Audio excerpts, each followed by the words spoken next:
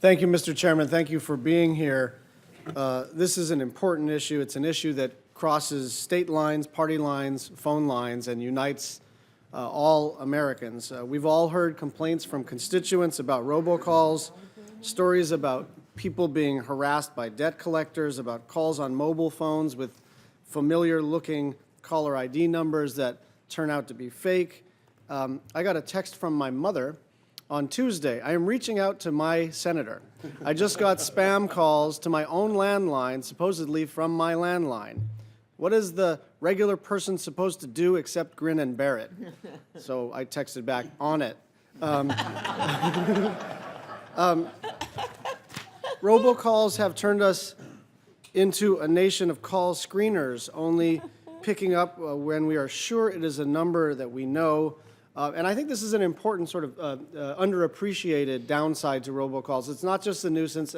Certainly the fraud is the biggest deal.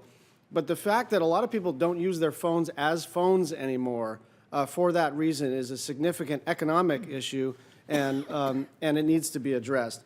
The first step towards taking on robocalls is to make sure that the enforcers have the authority that they need. That's why in the last Congress, I reintroduced the Robocall Enforcement Enhancement Act, which would extend the FCC's statute of limitations and give it authority to fine bad actors without providing a warning. And that's why I voted to advance Senator Thune and Markey's Trace Act out of the Commerce Committee last week. But we're not going to stop this problem with enforcement alone.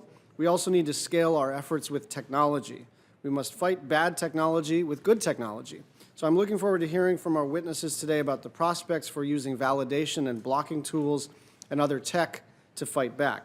These tools should not be an excuse for providers to make more money or invade consumers' privacy. Finally, there may be more that we can do to educate consumers. Are we doing enough to help people avoid being tricked by scams in the first place?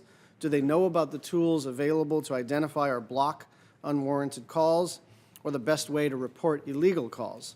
I look forward to the hearing today and working with Chairman Thune and members of the subcommittee to address this frustrating issue. Thank you.